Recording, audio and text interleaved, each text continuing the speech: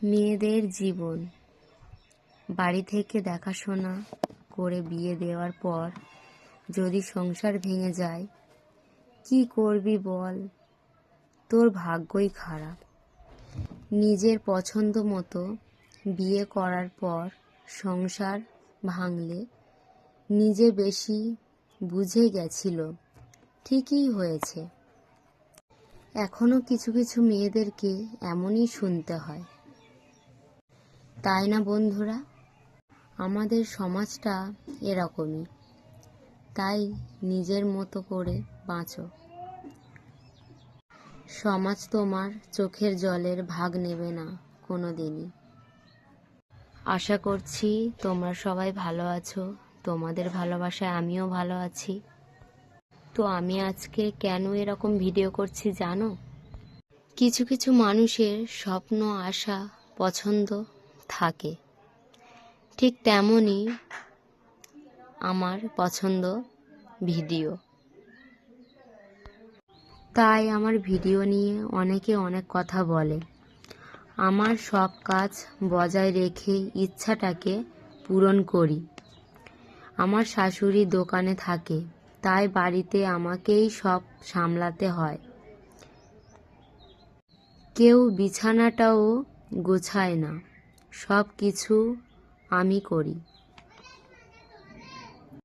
কেউ জামা কাপড়টাও গুছিয়ে রাখে না, যে যেখানে পারছে সে সেখানেই রাখছে, আর সব আমাকেই করতে হচ্ছে। আমাদের বাড়িতে কাজ করা ধরলে আর শেষই হবে না। কাজ করতে করতে হাঁপিয়ে যাবে, সারা দিন ভোর তাও শেষ হবে না। এমনভাবে সবাই রাখে, কেউ ঠিকঠাক করে রাখে না। যে যেখানে পারছে, এতটা মানুষ, কেউ একটা গুছিয়ে রাখে না। আচ্ছা তোমরাই বলো না, মেয়েদের কি কম কাজ একটা সংসারে? যতই করি না কেন সবাই বলে বাড়িতে কি কাজ, শুধু রান্না করা আর পাটঝাট করা। কিন্তু বাড়ির একবার কাজ ধরলেই শেষ হয় না। তাই সব কিছু তো তুলে ধরা যায় না, কিছু কিছু দেখানো যায় আর কিছু কিছু দেখানো যায় না। মুখে যতটা সহজ মনে হচ্ছে বলতে, কিন্তু কাজটা ততটা সহজ নয়। সকালবেলা উঠে রান্না করা, বাসন মাজা, গোল কাড়া, ঘর মোছা, ঝাড় দেওয়া, কম কাজ ভেবো না।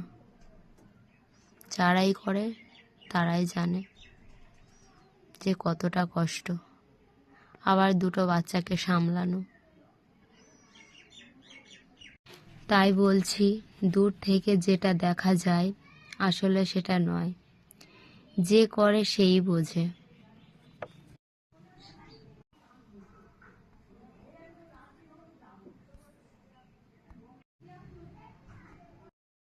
যদি কিছু ভুল বলে থাকি তাহলে ছোট বোন মনে করে ক্ষমা করে দিও। ঠিক আছে, সবাই ভালো থেকো আর সবাইকে সুস্থ রেখো। টাটা।